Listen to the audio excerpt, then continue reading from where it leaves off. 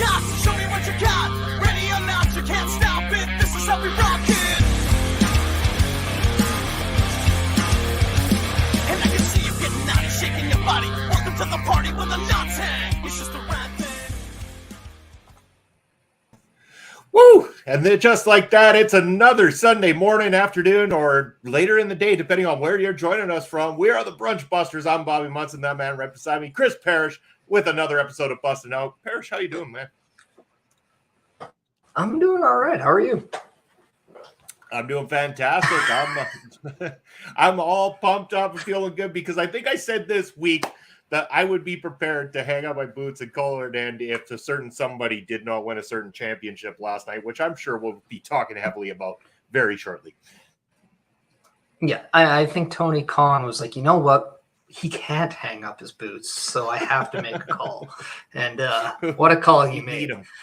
And if, by the way, you follow me on Twitter at Chris Parrish, you would have seen that I correctly predicted a show that on a previous platform would have said I don't watch. And I properly predicted the finale to Full Gear. Awesome. That is I don't really want to awesome. brag, I did. but I mean, I did it. No, you should brag. Yeah, that's what this platform's for. Do it. Brag. Hey, it's why I was always the prediction champion over there, right? You know, this is what I do. They had to find another way to get. I made Roman Reigns. Yeah, I made Roman Reigns' reign look kind of sheepish in comparison to that one that I had over there. So that's not here, but over there.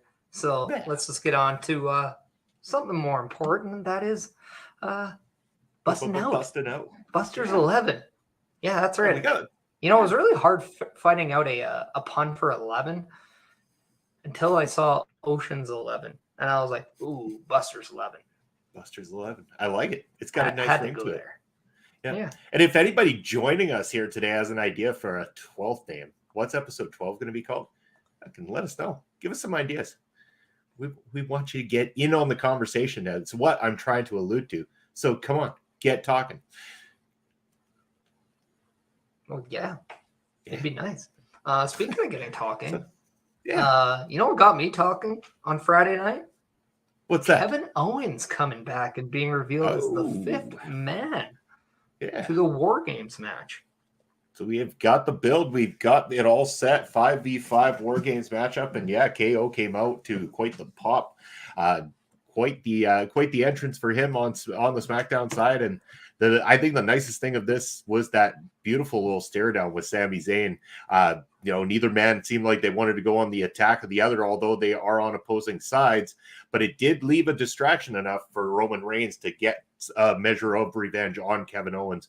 But it wouldn't last very long because, Kevin Owens did get the upper hand, and the Brutes, along with Drew McIntyre and Kevin Owens, looked strong at the end of SmackDown on Friday night.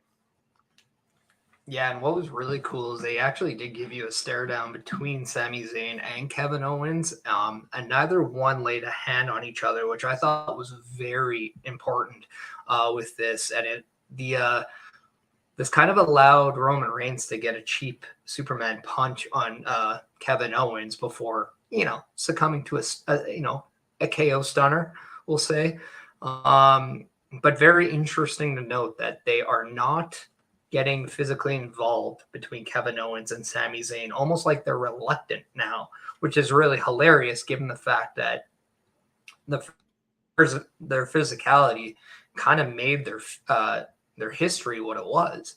But now we're seeing more of, an actual emotional friendship side to where they don't want to hurt each other, or they're really confused of whether or not they should. So I like the fact that they're going into that other realm of the Kevin Owens, Sami Zayn story. Maybe they're setting something up long term. Well, and again, what are we going to see within the War Games? Because those two could essentially be the two guys that start War Games off. And are we going to sit there for 5 minutes while they sip tea? I really don't think so. These guys are going to fight each other, and they are going to go to war. And who knows each other better than Sami Zayn and Kevin Owens, two lifelong best friends that, have already gone to war several times within the aspects of WWE, and now are going to be locked inside that war chamber. And Sami is going to want to prove to the rest of the bloodline that he is fully on their side, and he cannot hold back when it comes to his best friend, Kevin Owens. Well, yeah, and it's definitely going to create that burning question of what relationship does Sami Zayn covet more, the one that he has with the tribal chief or the one he has with Kevin Owens. So it's a very interesting dynamic that they're presenting itself in here. And I think once we see Survivor Series unfold, we might get the answer to that question. And I think that's a very interesting dynamic that they have going into the Survivor Series War Games. Yeah, it's going to be a very, very interesting War Games. I think that there's a lot of different things that are going to unfold within it. It also leaves us to believe that there is that possibility, and many people have spoken about it, that Kevin Owens and Sami Zayn could rekindle said friendship within WWE. If they were to start working together in tandem, become a tag team, they could end up being a very unstoppable force within the tag team division should they find themselves united on the same side once again. Yeah, and it's not even that much long from the last time these two were in a ring together. It was Kevin Owens questioning Sami Zayn's involvement with the Bloodline. So it's very interesting to note that there wasn't animosity there. There was more questioning, and it was more Kevin Owens trying to allure Sami Zayn away from the Bloodline a little bit. So there is that I care for you mentality there still, which just shows you that, this could very well be the dynamic that they want to move to going forward. And I think that's just refreshing. I think a lot of people want to see Kevin Owens and Sami Zayn come back together, especially now that they are in their own rights, absolutely killing it on their own. Kevin Owens is now looked at as one of the top baby faces in the company, as you can hear very evidently on Friday night at SmackDown when he came and made his return. But then also Sami Zayn and his newfound just absolutely just dynamic level that he has risen to. And just as much as you can say the Bloodline has made Sami Zayn a bigger star, Sami Zayn's also made Bloodline probably one of the best factions going in wrestling today based on his entertainment qualities. Well, he gave it a different dynamic is what it came down to. He brought something, it had been going on for a while. We already had the Bloodline in the way that it was, and Sami added this new kind of wrench in the plan, something to really jazz it up and take it a different direction. And it became this whole narrative of, when is Sami going to get turned on? Is Sami going to end up doing that? Now I start to wonder, is Sami necessarily going to get full on turned on by the Bloodline? Or within War Games, could we see Sami show that he isn't quite willing to go to that place to go and attack his former best friend, Kevin Owens? And that kind of animosity created, which could even be something that costs the Bloodline the match itself, could play into that being the reason that the Bloodline banish Sami Zayn and disconnect from him completely. Yeah, and these are all just very good questions to ask because we don't know. And what's the fun part is we get to kind of being questioned until that Survivor Series comes, because there is no guarantee that we'll get answers to these questions by then. But what we will see is that amazing story continuing that build. And I think this is exactly what is going correctly in WWE now, is just that long-term storytelling. And I think that's the one thing that's been missing from WWE for a while now, but Triple H has been bringing that back, and it's really showing a lot of promise for the future. And we can even say another perfect example, and this could be a great transition, is also the one of the returning of Bray Wyatt and everything he's doing since. And now we've seen the first person to get physical with Bray Wyatt, and that is LA Knight. And I know you're very impressed with not only the way they've been doing this, but you're actually, I think, shocked of how well you are now wanting to see LA Knight versus Bray Wyatt. Yeah, and again, it wasn't because it's not so much that I have anything against either guy, too. Like it's just one of these ones that I didn't drum up in my head, LA Knight versus Bray Wyatt upon Bray Wyatt's return. But the way it's been handled has been absolutely perfect. It's given LA Knight that run as a heel. It's cemented him as a heel because they know going up against Bray Wyatt, you're only going to have a guy completely booed out of the arenas because the fans have connected so well with Bray. But this piece from Friday night took it to a brand new level with Bray getting in there and saying, look, man, I apologize. I'm sorry. I shouldn't have done what I did. I just wanted to apologize to you. And he does this, and LA Knight comes out, slaps Bray Wyatt across the face. And that's when it started to get even that much better, because instead of Bray Wyatt just immediately attacking and showing a vicious side, he goes to LA Knight. He goes, okay, I deserve that. We're even now. And he extends his hand and says, the next move you make will determine the course of your career moving forward. And when LA Knight turns around, slaps Bray Wyatt a second time, you could just see the darkness building within Bray with the eyes that he was given to LA Knight. And LA Knight saying, that's the hat I wear. That's a 2-for-1. I've been waiting to do that all damn week. LA Knight's been playing this out absolutely beautifully. Bray Wyatt doing his thing has worked tremendously as well, too. This is going to pay off very well for both parties. Yeah, and even just talking about Bray Wyatt right now, how everyone just expects him to be launched into the title picture right away. I don't think that's the proper play with Bray Wyatt, because right away you want it to be an organic rise. You don't want it to be a straight shot, because in the case they're not ready to take the titles off Roman Reigns, you do not want to see Bray Wyatt eat a loss right away, or one of those screwy finishes that, we've been seen in the past with WWE. What you want to see is that nice climb back up. And what's great about the feud with LA Knight is that he could have that feud with somebody who the fans are wanting to see more of. So this is fresh for a lot of people, but at that same time, it makes you get more invested in the evolution of Bray Wyatt, going from the Bray Wyatt, the human, to this new monster that he's going to become, instead of just being rushed into one form. And I think that's an amazing job done by the creative there. But also, we then go over to LA Knight, and this is somebody who has now finally completely transitioned back to a heel, even though a lot of people were on his side when he moved back towards LA Knight from Max Dupree.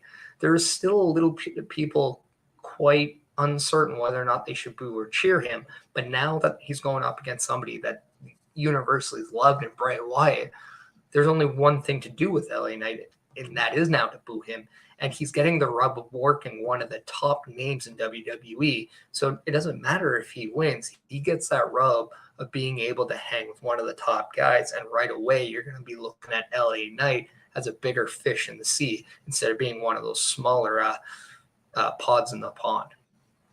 Yeah, and match-wise, I would love to see this one start off where LA Knight is taking advantage of a returning Bray Wyatt, kind of taking advantage of the fact that he hasn't been in a squared circle for, what is a year and a half, pushing 2 years now, and just absolutely use his heel tactics to keep Bray down, keep Bray trying to, fight back. And then all of a sudden, somewhere in that match, I hope there's this connect where all of a sudden all the pain, all the beatdowns kind of connect with Bray and make him almost go to that dark place. That's when you see that transformation within the actual match itself, and then just have him viciously get back on the return and destroy LA Knight from there. That's how he goes into this vicious cycle, ends up taking control and winning the matchup. I think then you would establish LA Knight as somebody who's vicious enough to go to any depth to win a match, but then also establish the fact that when you push this version of Bray Wyatt quite enough, he goes to a different place and comes out, and that's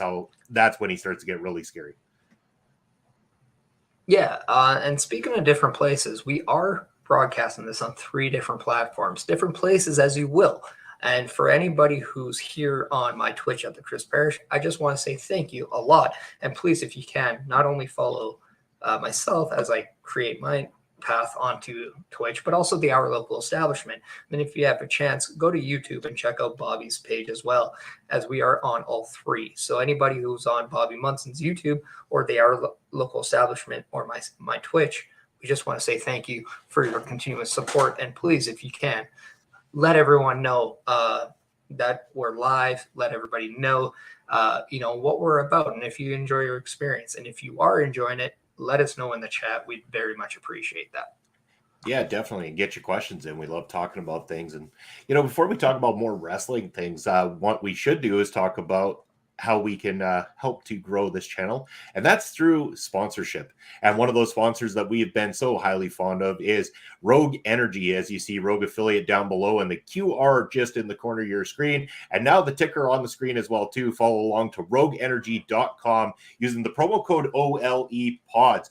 Rogue Energy are an alternative to the everyday energy drink that you can find inside the stores. If you're looking to get into better health and you still want to be able to have an energy drink that tastes good, makes you have clarity, makes you have energy, then Rogue Energy is the right choice for you. They're a low calorie, zero sugar, vegan friendly alternative to the everyday average energy drink out there. And I know Mr. Chris Parrish has got some words he can say all about our friends at Rogue Energy.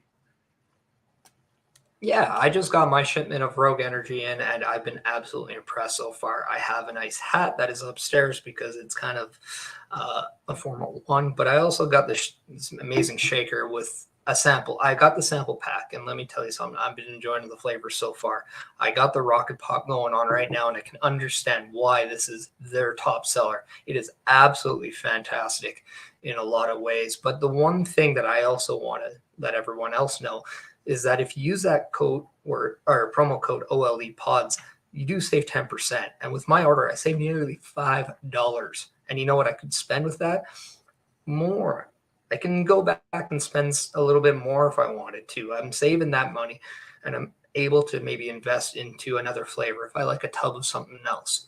And maybe I want to use that $5 for something else. Maybe I want to use it for a subscription to Twitch, like you guys can as well, and that would help us go a long way as well.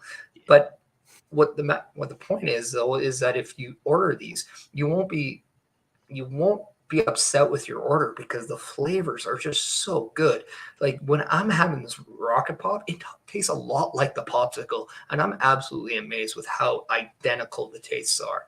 So if you go to OLEPODS, make sure that you're doing everything you can to get that right flavor that you want. Try the new ones out. And if you're in the United States watching this, you know that OLE really likes you to keep your energy. And Rogue Energy is now serving energy cans in the United States. So make sure you're testing those out.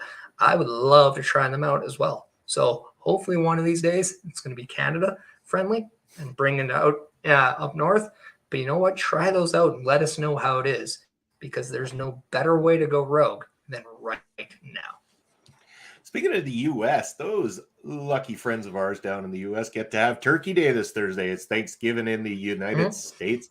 And I'm pretty pumped, too, because we're going to be doing MLW's traditional Fusion on Thanksgiving episode on Thursday night on Fusion there with myself and Pop Spokes. And we kind of made an open invitation for anybody that wants to join, come celebrate Thanksgiving, even though some of us are Canadian. Let's just party on Thursday night. So if you want to join in on the chat, or even if anyone wants to join us on screen to talk a little MLW and have some fun, have a beer, have a bit of turkey, yeah, Thursday night is an open forum. Yeah. And we don't believe in restrictions here. So if you want to have a second drink, go right ahead. That's right. Yeah, just do it responsibly and don't drive afterwards. Yeah. And yeah. Well, speaking of driving, I mean, you can't drive without proper gears. And just last night we saw Full Gear from AEW, and that was an amazing show. And if you haven't heard by now, you should know. MJF is the new AEW World Champion. And as I said earlier, I predicted it. And one of the main reasons why, William Regal stabbed Jon Moxley in the back and handed, well, more or less slid brass knuckles to MJF to use on Jon Moxley to defeat him, and become champion. But what I find is absolutely amazing is that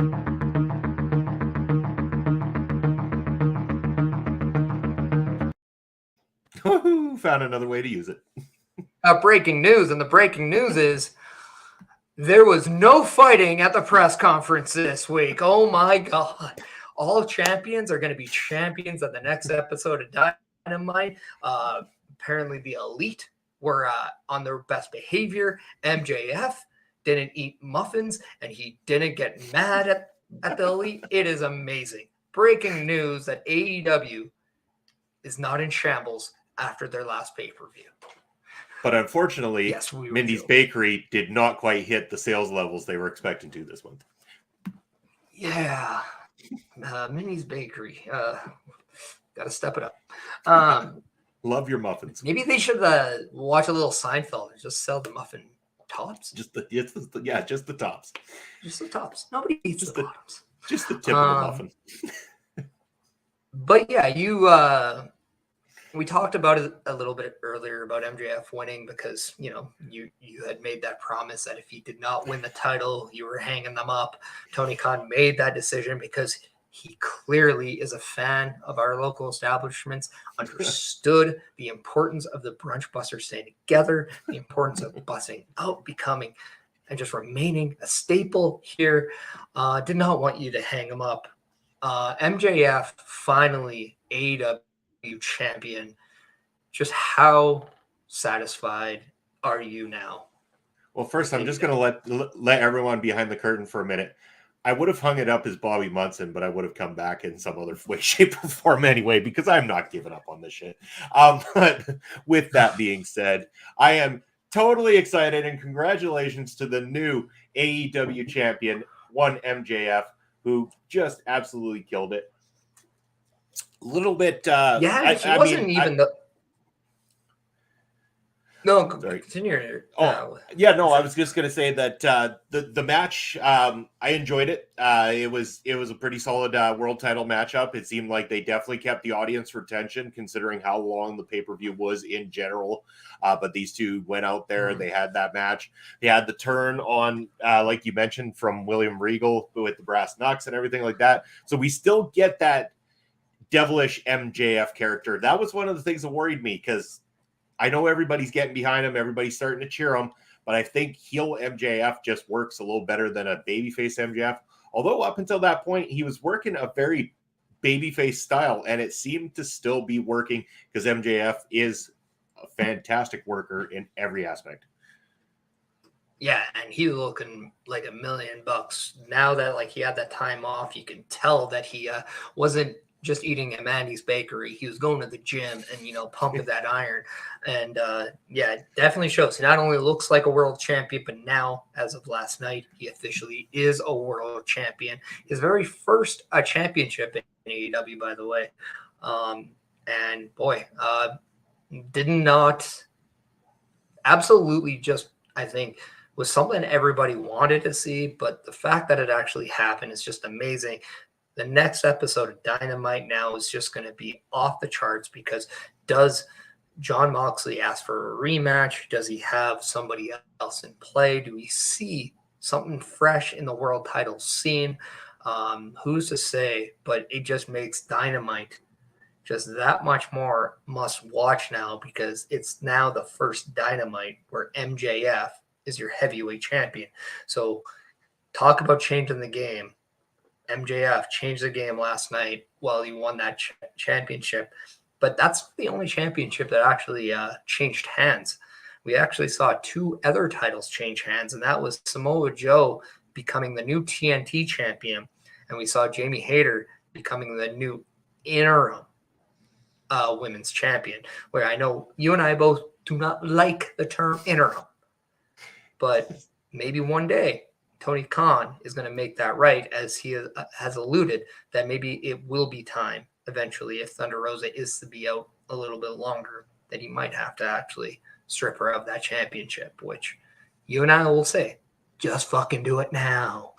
Yeah.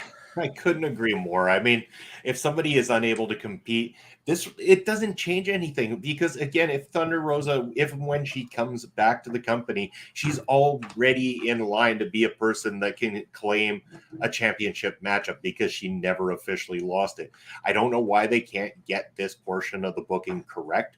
Don't need interim champions, just need to take the title off of the current champion, put it on somebody else, and then involve the said former champion that had it stripped from them in the title picture upon returning. It's an age-old way of doing it, and by doing the interim ones, you're not changing anything other than having double champions, which kind of seems bullshit to me in a sense.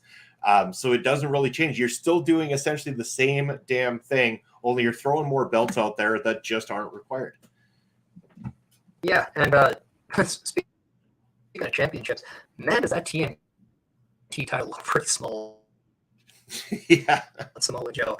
As much as I was happy to see him win the title in a great way of not actually having Wardlow get pinned, so keeping Wardlow staying strong. And you're now saving that eventual match between Samoa Joe and Wardlow. What was just funny to see a championship look small on Samoa Joe because, man, like I didn't get that impression on Wardlow, but Samoa Joe didn't. It just caught me off guard. But at the same time, I'm very curious to see Samoa Joe versus Wardlow for that TNT title moving forward. I'm going to have to take a quick break. I'm having audio issues. Just I'll bear with me. I'll be right back. Yep.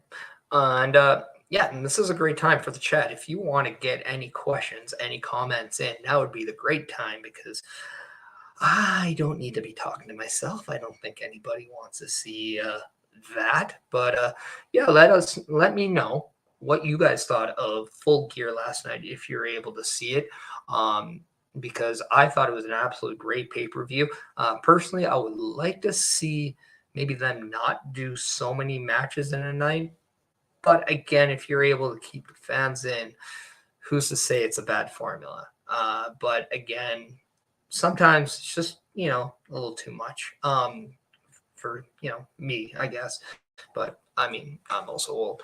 But also, I thought it was really cool to see Jamie Hayter finally become the women's champion in that thing. It was also nice to see Saraya finally get back in the ring as she defeated Britt Baker with 2 of the Rampage maneuvers, which I believe, you're going to get a new name for that moving forward. I know on her Twitter, I refer to, hey, why don't you call the page turner the Nightmare, and a nod to your brother, who's Zach Zodiac, called the Rampage the Zodiac sign. Hopefully she uses those. So if you hear those terms, just know that it was me that put them up. Right. Bobby, how's your audio? Yeah, good. It was really strange, actually, while you were talking just before I checked out there. It was starting to come through kind of almost crackly, and it would mute every once in a while. So I was only catching bits and pieces of what you were saying, but I seem to have got the connection going again. I can finally hear it. It's, again, older system. It's time for an upgrade sometime soon so that I can be running smoother than ever here on Bustin' Out moving forward. Well, I mean, we just got to keep with the latest technology. I mean, it just shows the importance of how much this world changes. Just like the scene of professional wrestling, everything is changing. It almost seems like a change is too quick. But hey, adapt or perish. That's evolution. Nice touch. I like it. Had to. But the more things change, sometimes the more they stay the same. And that kind of brings up the topic. Steve Austin is being talked about for an in-ring return to the WWE once again. And I'm kind of curious to get your thoughts on Steve Austin. I think, after what we saw at WrestleMania, my personal thought on it is if you're going to use him in that kind of capacity for, a big match on something such as a WrestleMania, I think it's great. And I think that it'll help to establish more views from outside of the niche market of pro wrestling fans, which again helps those people who haven't been seen quite as much by people who don't consistently watch. Maybe they'll catch somebody on that show that they like. I know a lot of people last year got to experience Sami Zayn for the very first time, and I think that has helped him in many, many ways, and it could do the same for some other people on the card this year. Yeah, and if we just take a step back to the last WrestleMania and fast forward to now, we saw Stone Cold Steve Austin going up against Kevin Owens. And now Kevin Owens is one of the top baby faces of the company, and he got a modern day Stone Cold pop on SmackDown. So it just shows you what that rub could do for someone if it's done correctly. And by no means did anybody have a negative word to say about Stone Cold versus Kevin Owens on night one at WrestleMania. It was fantastic in exactly the capacity it needed to be. And you kind of alluded to before we went on live, like how crazy it is for Triple H's very first WrestleMania that if they were able to pull out The Rock versus Roman Reigns and they could do Stone Cold versus somebody, you're still getting in today's day and age, Rock and Stone Cold Steve Austin at WrestleMania. Talk about star power. Talk about WrestleMania being in Hollywood. Yeah. Just imagine if for the first time ever we got Stone Cold versus John Cena. Or maybe we had, Theory going up against John Cena, and we got Stone Cold going up against maybe Seth Rollins or maybe AJ Styles or, Gunther. The Finn Balor. Yeah. Well, I don't know if I want to see Stone Cold die. Yeah, but again, Gunther might work stiff, but it's not like he works dangerous that would affect Stone Cold's neck in any way or anything like that too. So no, but I just don't know. Preferably, I would actually much rather see John Cena against Gunther. I just think that's a better match for Gunther. And true, yeah. More or less. I think Gunther could very well be in a bigger match just on his own merit. I don't think he needs right now. I don't think he needs a name like that to, become a bit. It won't hurt.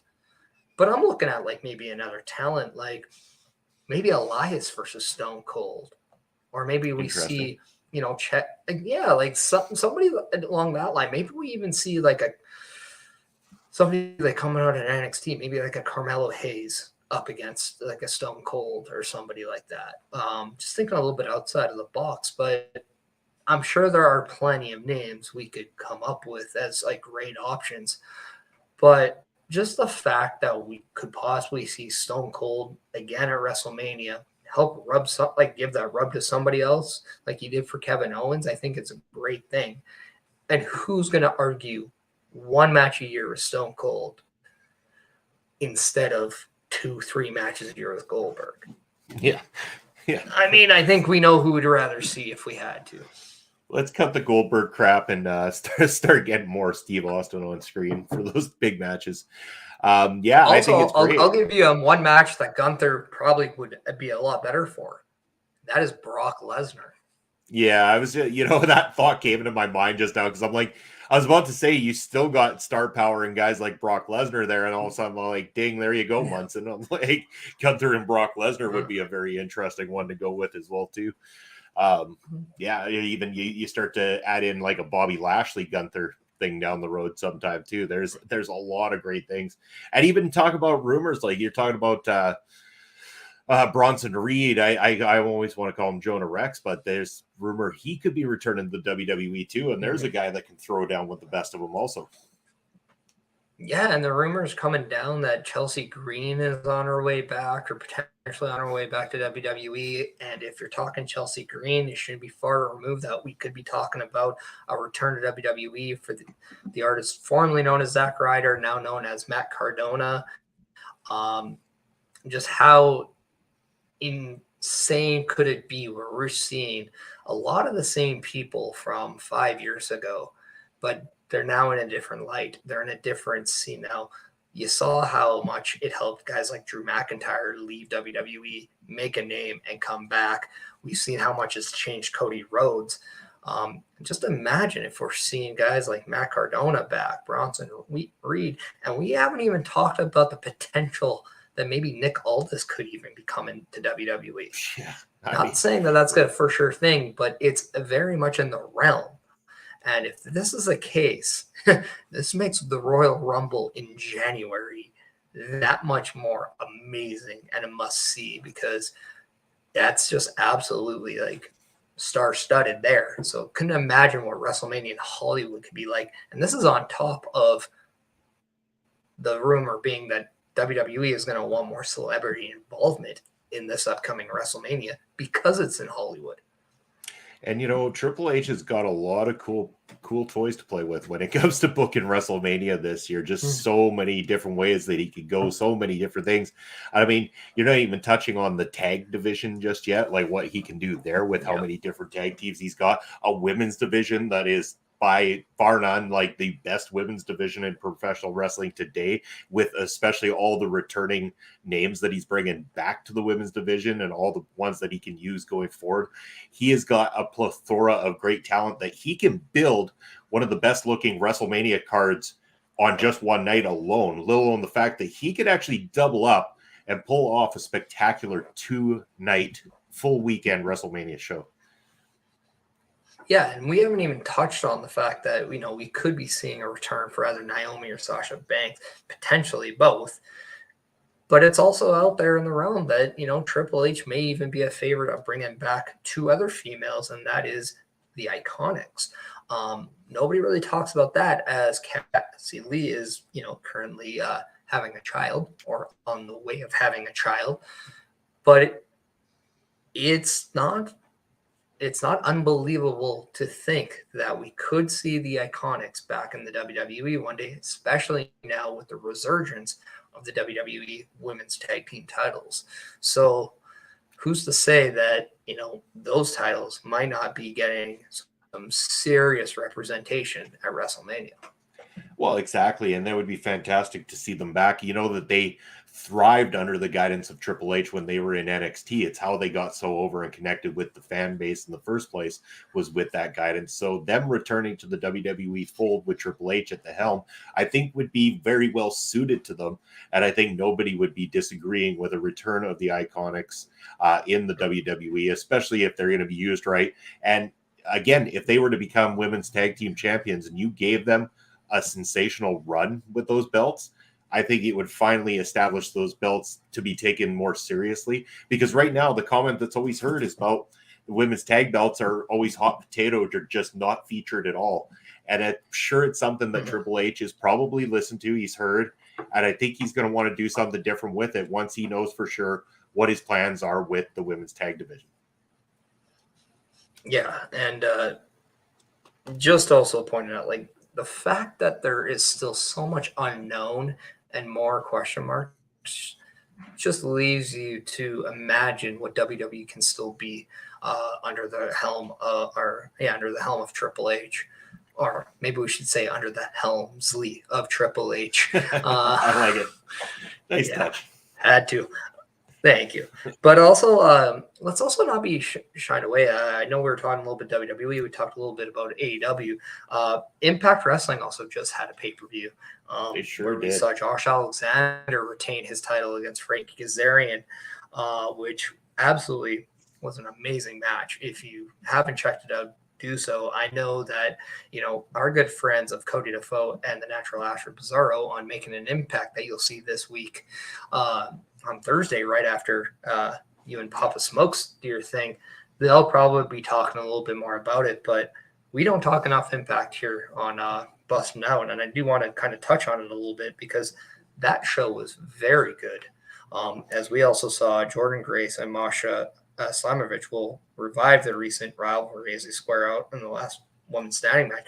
That match was absolutely fantastic as well, as Jordan Grace got the pinfall or got the win against Masha. But we also saw guys like Heath and Rhino, beat Mark Cardona and Brian Myers for the tag team titles. Like, that was, to think we're seeing Rhino and Heath Slater up against, the artist formerly known as Kurt Hawkins and Zack Ryder for another company's tag team titles. It's just mind-blowing to me, but also absolutely awesome, because talk about 4 guys who are still cutting their teeth and doing great jobs outside of WWE. These are 4 guys that are truly amazing. And I know I'm excited because there's a potential that I'm going to be working on a show with Heath Slater in the new year. So, I'm looking forward to that. But did you have a chance to kind of go back and watch any of the Impact, or what are your thoughts already about just hearing the recent pay-per-view on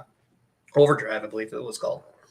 Now, first of all, Impact Wrestling doesn't get enough credit for what they, especially for what they've done in the last couple of years.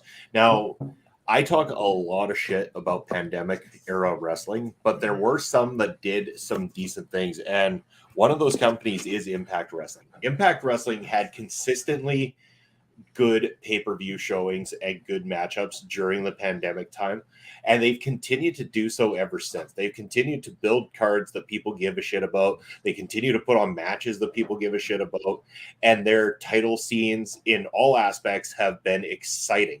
And that's the great thing. And at Josh Alexander, there is not a match I try to miss of his, especially on pay-per-view levels, because he's fantastic.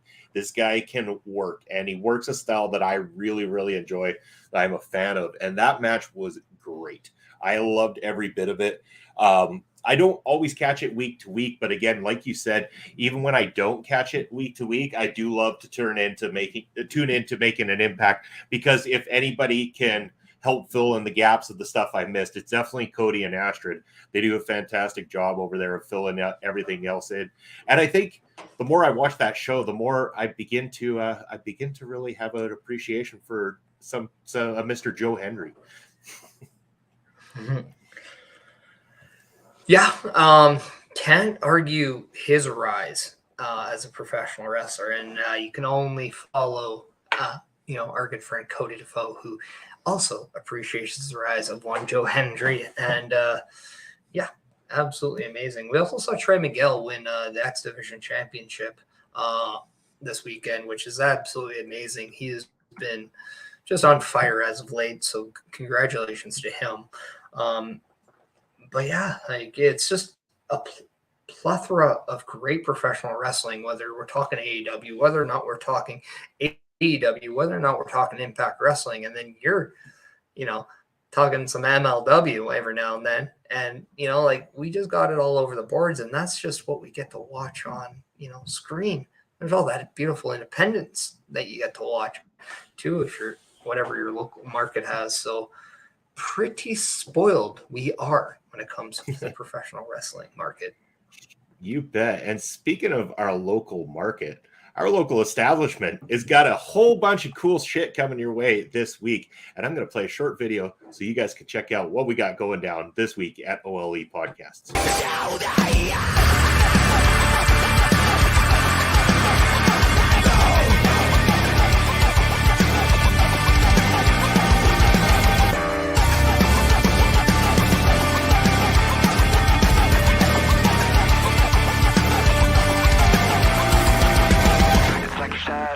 To me, like a voice inside my head. It's like a fight that I cannot win. Falling, frustrated, intoxicated. I know I'm losing myself. I can't take it anymore. But I'm not done. I'm not done. I won't give up until the end. But I won't fall. I'll stand away. And that's what we got coming up on OLE Podcasts, various platforms. Make sure to follow us on all social media and all of our friends that are contributing shows here. A lot of great stuff going on this week. Again, we got double whammies tomorrow night and also on Tuesday night. And I'm sure even from that list, there's going to be some other things that pop up throughout the week. As again, like even Friday night, I did a random bravado that Parrish bailed me out of because the game I was trying to play wasn't quite working. So we ended up having some fun, just shooting the shit. And yeah, it was a good time considering how late we were on and how many people were joining along, getting in on the conversation as well too. Well,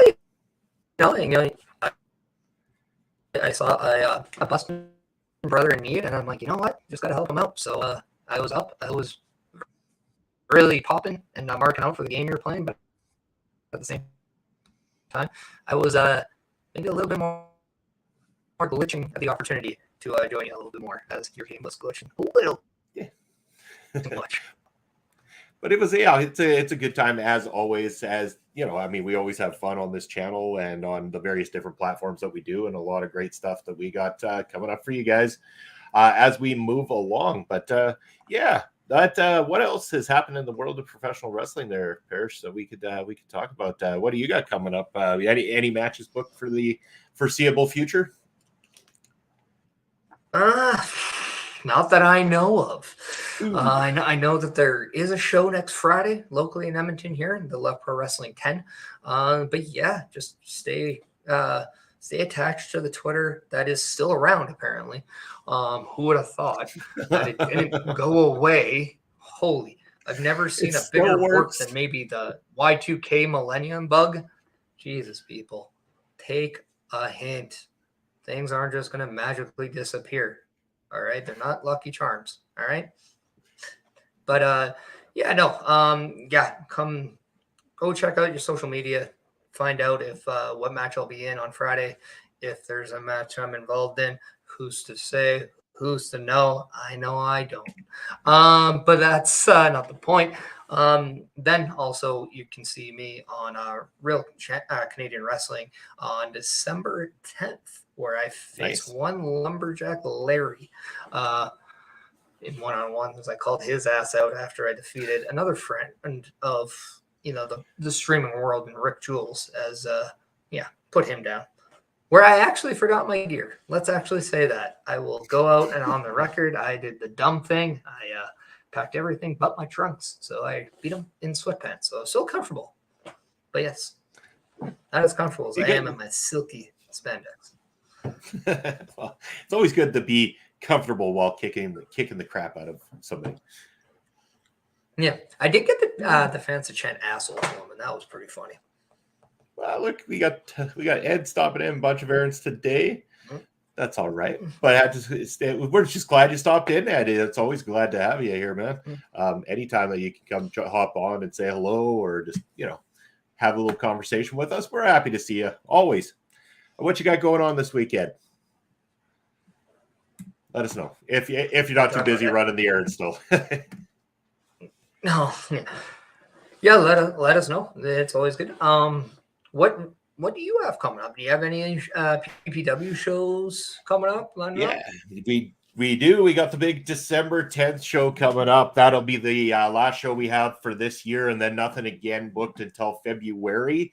So December 10th, we've got that one announced. We're also doing a toy drive. So again, we're encouraging anybody that's attending the show to bring down toys that we're going to be giving out for those in need this year. So PPW trying to do a nice thing. So hopefully everybody will support that. And of course, then we're going to give you absolute brutality because one of the matches announced is going to be Colton Kelly and El Asesino. El Asesino, who cost Colton Kelly the opportunity to become the new Prairie Pro Wrestling champion at the last event. It seemed like Colton Kelly had the better of our champion, Sheik Akbar Shabazz, when all of a sudden El Asesino came out for the beatdown with the steel chair on Colton Kelly, leaving him laying out. So this grudge match is going to continue at the next show there, and hopefully Colton Kelly can continue his rise and maybe get that next opportunity against Akbar Shabazz down the road here. Yeah. Awesome. I guess now steering back into the wrestling world that we've been talking about, not the local scene, but on Monday Night Raw, we did find out kind of more of a completion of one of the women's team. And that is Damage Control, as we will see Bailey, Io Sky, Dakota Kai, Nikki Cross, and now Rhea Ripley as one team. As on the other side, we have, if I can get this right, because I'm trying to remember just based on my memory here, we have Bianca Belair, we have Mia Yim, who joined, we have Alexa Bliss, and we have Asuka, and a fifth member still to be named. Needless to say, let the speculations exist now, because Survivor Series being in Boston, a lot of people could look at potentially Sasha Banks being that person. You could potentially see Candice LeRae come back, as she was previously attacked by Damage Control. But you can also see Becky Lynch, who could be coming back as well. Let's just put it out there. Who are we thinking is going to be the fifth member to Team Belair for War Games?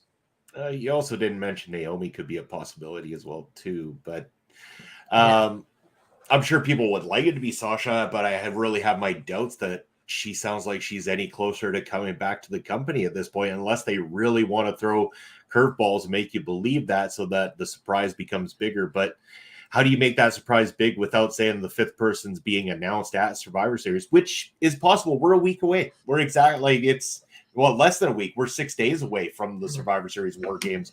So again, they could leave it as the opponent will be a mystery opponent revealed at the Survivor Series.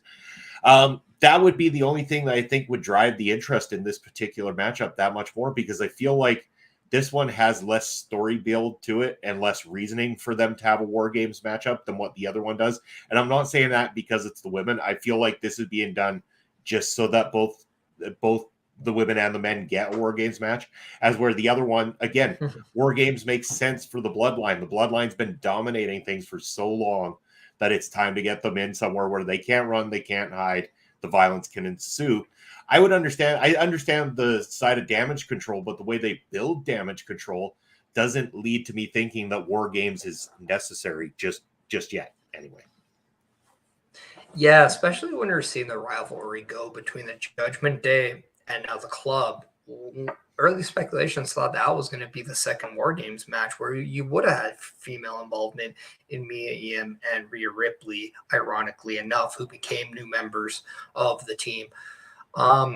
So it's very interesting to see that despite the fact that they're at each other's core in the Judgment Day OC feud, that they're still going to be at each other's core at War Games. So at least there's a correlation there.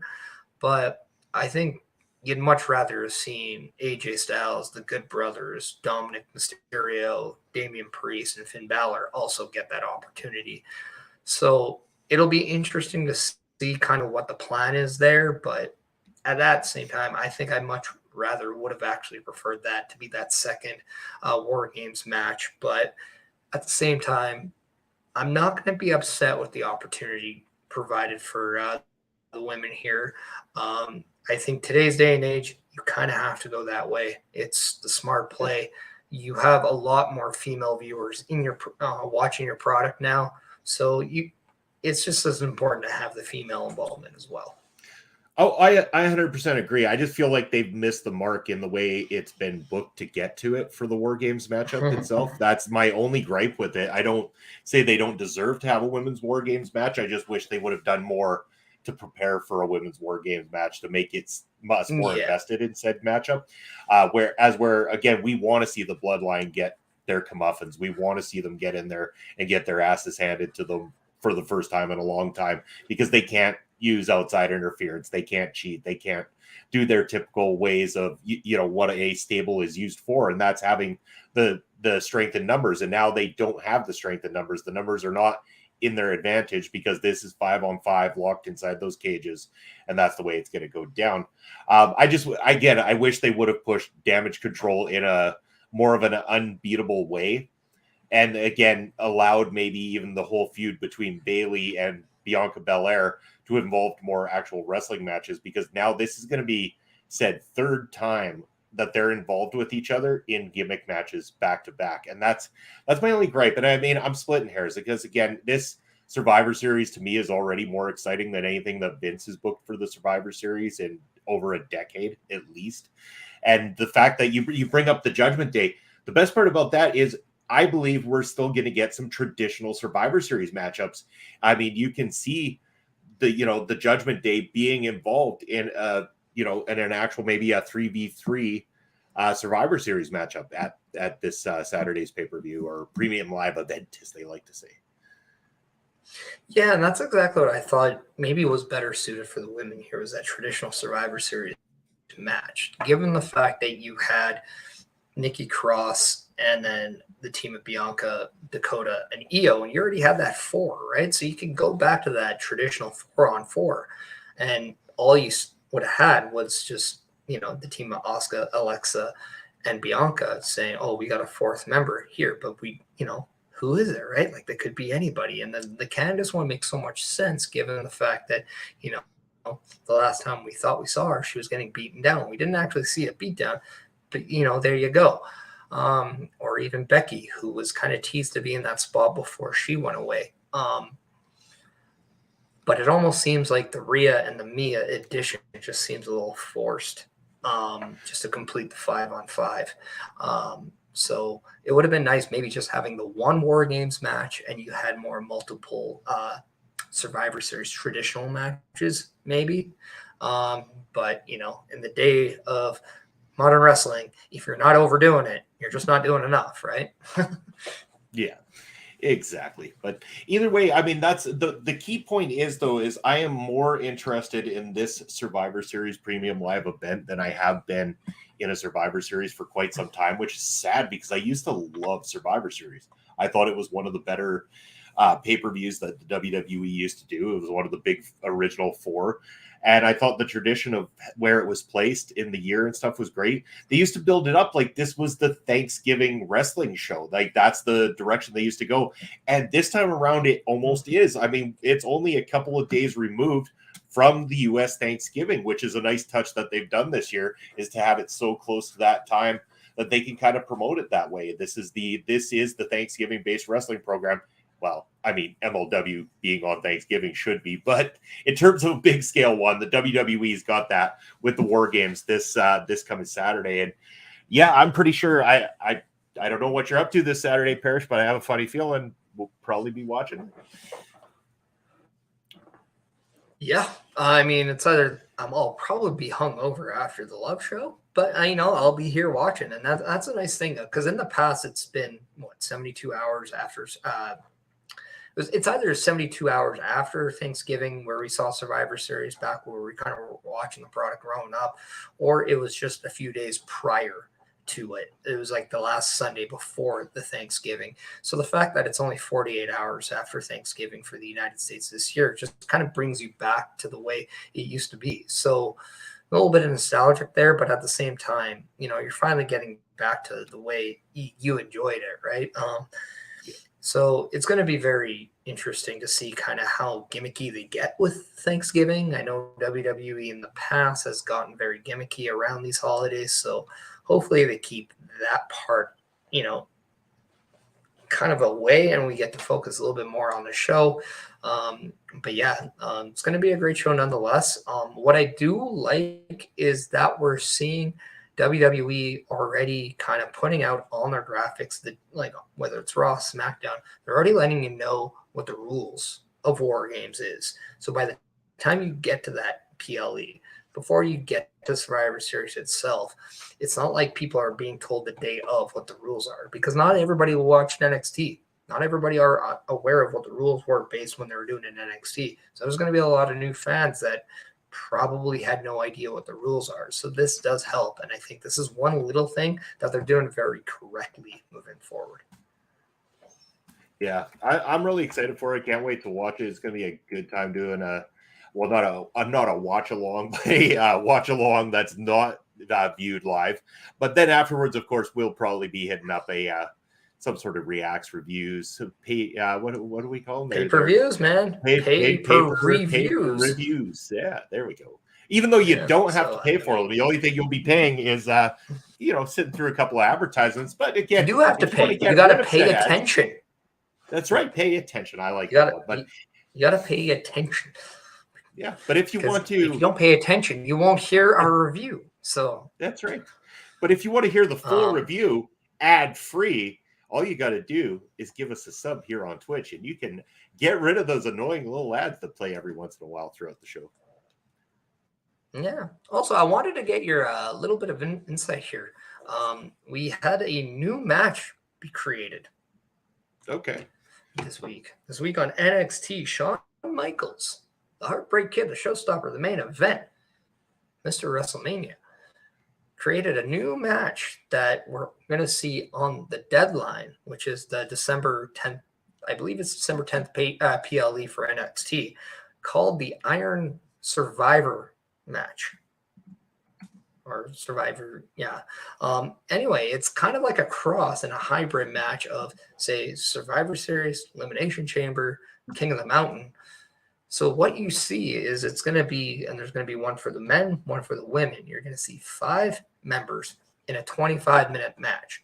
2 people start every 5 minutes. Another one will enter. The order and the purpose of this match is to collect as many points as you can, and a point can be garnered by a pinfall, submission, disqualification, basically a fall. Now, if you're a member who gets pinned, submitted, or you get yourself DQ, you have to go into the penalty box for 2 minutes. So what you're doing is taking yourself away from the action for 2 minutes, so you're not able to collect any pinfalls or points. And the winner of this match will then receive a championship match to the respective gender championship down the road. So it's a very interesting concept because, yes, every 5 minutes somebody's going to come in. That's why I said it's kind of like a War Games kind of a War Games elimination chamber kind of mix because of the time intervals between entrants. But then what you're also getting is that King of the Mountain vibe with the penalty box. But at the same time, you're also getting kind of like an Iron Man scramble kind of a feel with the falls counting as a point, and you got to get the most points to win. So I think it's a great hybrid match when you think about every match that we've seen. But I'm also very curious on how these are going to play out. But I also love the fact that War Games not only is getting taken up to the main roster, but now we're seeing something new to be attached to NXT moving forward, which I thought was really cool. And I like that. I like that there's something new. It seems like a lot. Like I want to see how it plays out first, because right now it sounds like a lot to take in. That's what she said.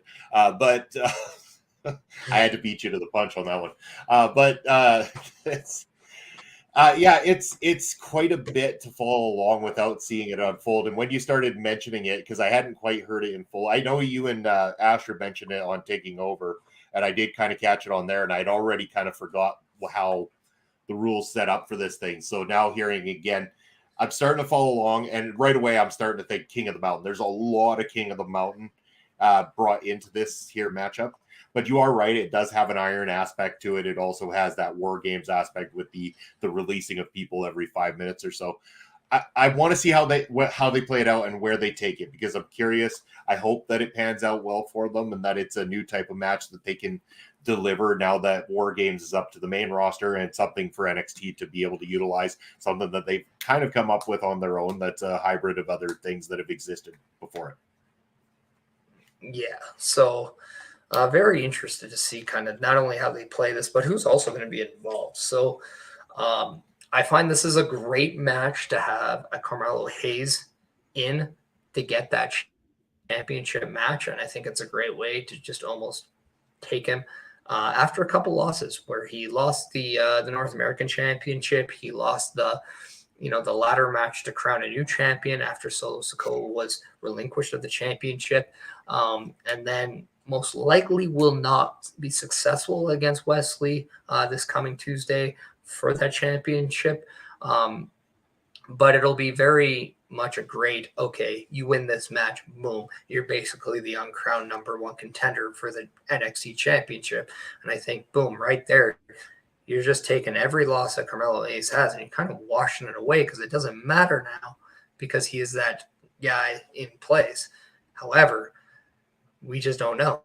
We don't know if he's even in it. We don't know who's in it, but it's a great way to just say, hey, look, I'm on this little bit of a rocky road, but boom, now you're on the pathway to the prize. And that could be a very, simple 360 for someone's career.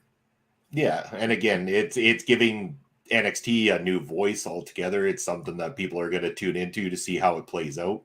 I think it's only going to do good things for NXT moving forward, and hopefully we'll get to see some people really shine within this matchup and get to find out.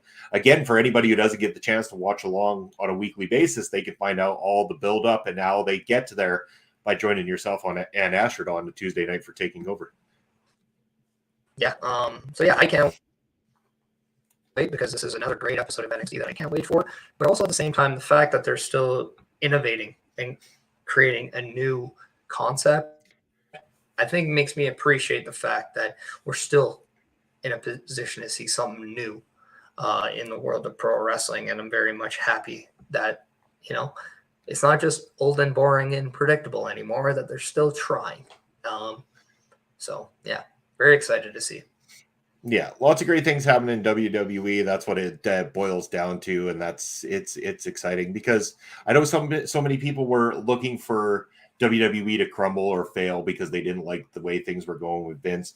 I never want anybody to crumble or fail. I always really want wrestling to succeed. So if one's doing better, I hope the other one is too, and then the next one and the next one, because then everybody wins. What doesn't matter what your flavor is, you all win. Hello, Astrid, from work as well too, and also to Carl, who just gave some of the emotes, those great emotes that you can find here on our channel. All you got to do is throw us a sub, and that's going to unlock that stuff for you guys to make your experience here on our local establishment that much more wild. And I believe we just recently uploaded one for Busting Out that should be approved very soon, so you'll be able to get the Busting Out logo as part of your emote collection when you sub to the our local establishment Twitch page. Yeah, so don't feel restricted with your emotes. Be prepared to bust out with the Busting Out logo coming soon to the emote section here at our local establishment. You need to get like a Busting Out shirt or like a jersey, almost like a Busting Out jersey of some sort. I think that would be cool. We should just get Busting Out condoms, all right? Because if there's one that's going to bust out, I mean, I don't know. Yeah, but that might give the wrong impression about the durability of said condom there too. Okay, but then again, you got the condom for the boys. How about the Busting Out bras for the women? All right, we can all bust out together. There you go. And it's a little bit of it. Awesome. And this is probably where Astrid's like, I'm going back to work. Yeah. Fuck these guys, I'm done. Yeah, no. So I mean, we're working on it. I mean, we're definitely working on merchandise. So people don't worry. These things are in the Photoshop productions. So, well, I might have just created a new term there. But yeah, trust us. When you're as dumb as I am and you're saying stupid things and you can roll with it, we're always thinking, even if we're not trying, we're thinking. If you throw 100 things against the wall, one of them's bound to stick. Yeah. Well, and that's just hey, I like that. I like this thing right here. Busting Out deodorant for the toughest. Oh, dear Lord. You want to get rid of your Sunday stink? Try your new stick of BO deodorant. Oh man. Hopefully it doesn't smell like shit. That'd be the worst deodorant. So it's like, oh man, I went to the gym. I don't smell good. I'm gonna put this. Oh my god, no. We'll just make it a fragrance. It's like the smell of what wrestlers smell like after a nice long hard match or something like this that. Is true because fans will buy anything. Yeah, true.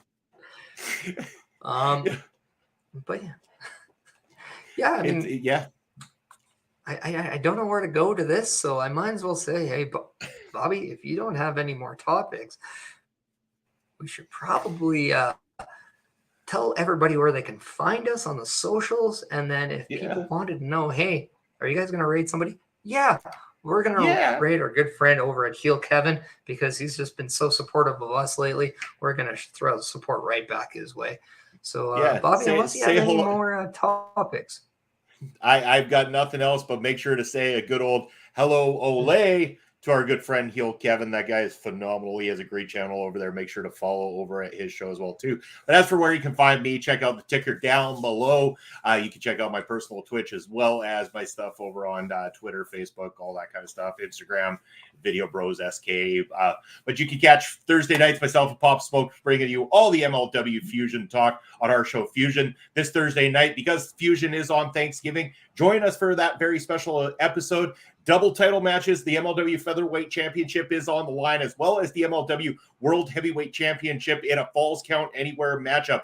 If you want to join us on screen or in the chat, we're going to be having a good old party. So grab your turkey leg for all our friends in the U.S. and grab your beer or whatever your poison is and come in and just have a good old rock and roll time with the Video Bros.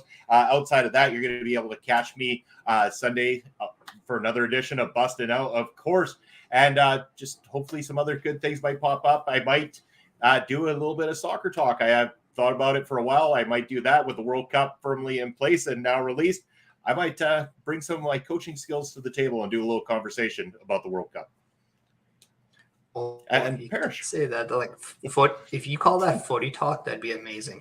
Because it'd be head and shoulders better than any other show I know.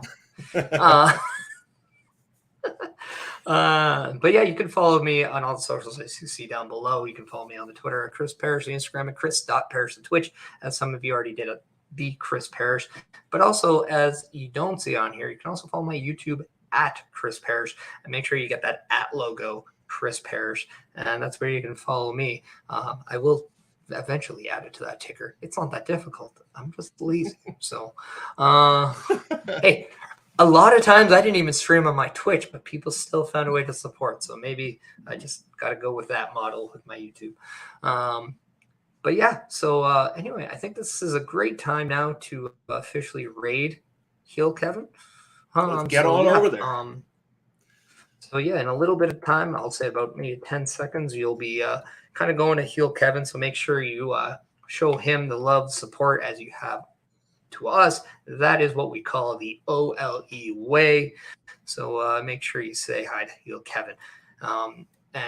Yeah, for everybody watching here on the YouTube, we just want to say thank you for staying with us, saying, talking some pro wrestling of this week. So with that being said, with the last gulp of the episode, we just want to say thank you. And you have been busted by the BrunchBusters. Why? Because busting makes us Feel the rock shaking as you're running out of breath. If you're ready to rock, we'll just let it fall. Are you ready now? Are you ready to move with me? Just move with me. Move with me. Come on, get up and move with me. Just move with me. Move with me. Up on the floor. Move with me. Just move with me. Move with me. Come on, get up